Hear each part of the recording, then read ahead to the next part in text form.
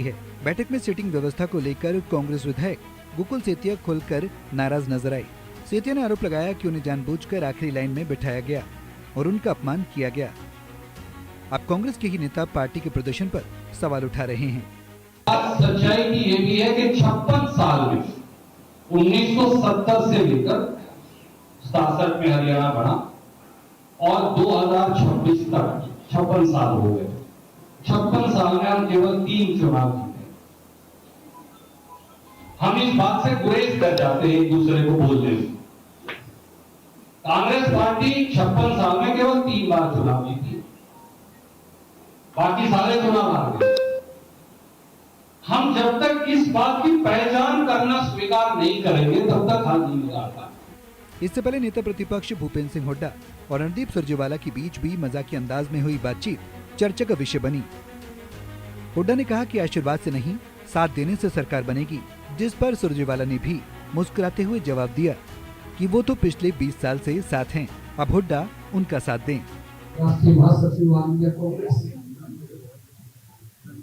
बात भाई रणदीप सुरजेवाला जी ने कहा था कि आपका आशीर्वाद है कुछ भी हो जाए। मैं रणदीप सुरजेवाला से कह रहा हूं, तुम मेरा साथ दे फिर देखो होगा।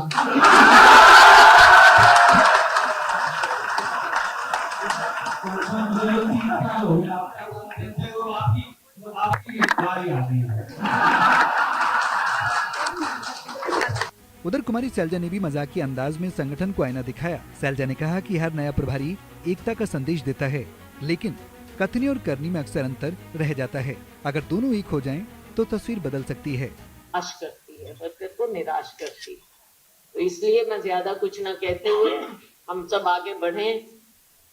नए प्रभारी जी हैं, हर बार जो नया प्रभारी आता है हम तो आते हैं और हम शुभकामनाएं भी देते हैं और सब हम कहते भी हैं कि आगे चलेंगे, मिलके चलेंगे, काम करेंगे।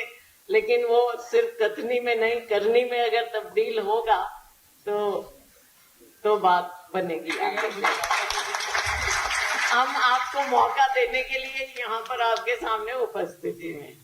बिल्कुल मौका हम नहीं, पार्टी ने आपको देखो बना के भेजा है और राहुल जी का, खड़गे जी का फैसला है, आपको भेजा है और हम आपका स्वागत करते हैं। व्यक्तिगत रूप से आपको जानते हैं वो बात नहीं है, वो अलग चीज छोड़ते हैं, लेकिन एज इंचार्ज आपकी हम रिस्पेक्ट भी करते हैं और आपसे उम्मीद भी करते हैं।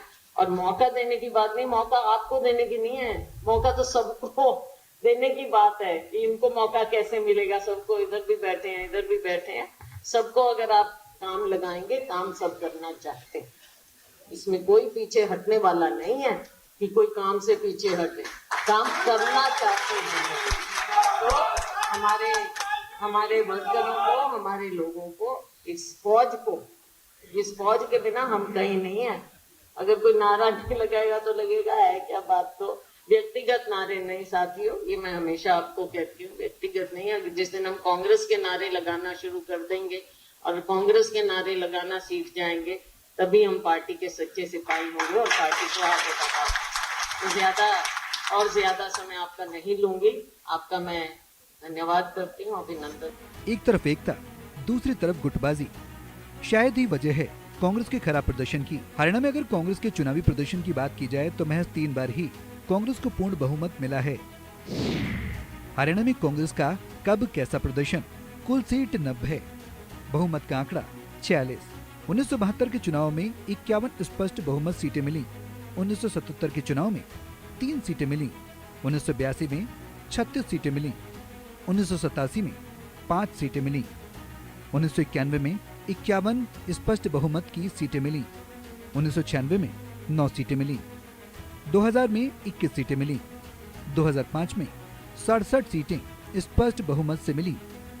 2009 में 40 सीटें। 2014 में 15 सीटें। 2019 के चुनाव में 31 सीटें मिली और 2024 के चुनाव में 37 सीटें ही हाथ आईं। यानी एक तरफ एकता के दावे, दूसरी तरफ लगातार सामने आती अंदरूनी नाराजगी। सवाल यही है कि क्या हरियाणा कांग्रेस पहले अपनी गुटबाजी खत्म कर पाएगी, तभी सत्ता तक पहुंचने का रास्ता आसान होगा।